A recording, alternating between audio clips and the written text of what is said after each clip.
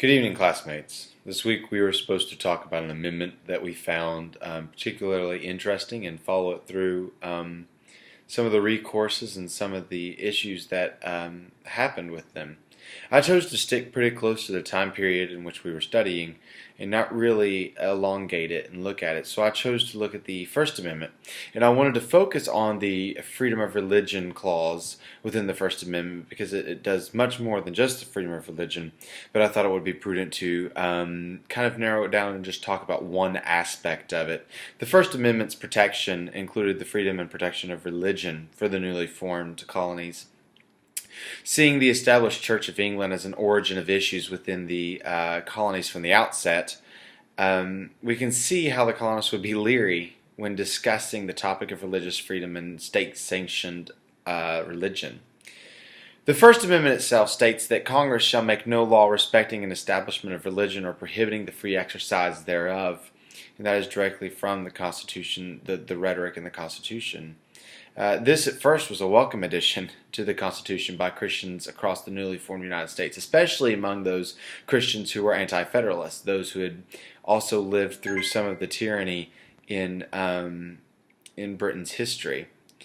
We can definitely see Thomas Jefferson's handiwork in this particular amendment, and of course to see that we know that he was a major part as an anti-federalist of pushing through the Bill of Rights, but we also can look at his first attempt at kind of regulating religion within the colonies. And this first came in 1779 in his home state of Virginia.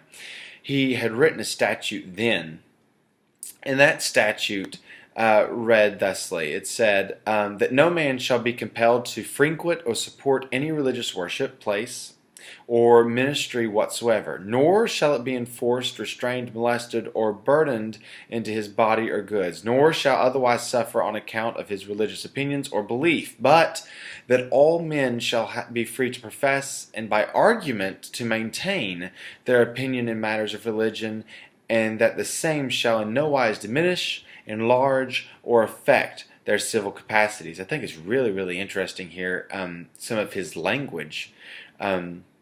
Of course, we have this idea that the First Amendment also carries that they shall not have to worship, or that there shall be no compelling them to go to a certain place of worship, and that they can't be enforced or burdened. There couldn't be any kind of discrimination with it. But I also think it's very interesting that in the clause he has this fantastic little line that says, but that all men shall be free to profess what they believe, and by argument to maintain their opinion in matters of religion. And I think it's interesting to stop and talk about the argument part, because he says you can't just say it. You then have to be able to discuss it. You have to be able to argue it. And as a teacher, I may be reading too much into it, but we teach our kids that you can't just say something, you got to back it up. And so I kind of get the spirit that he's saying the same thing. This attempt, this statute, wouldn't actually come to fruition until about 1786. And this was clearly an effort to shut down any attempts or uneasy feelings about a state-supported religion.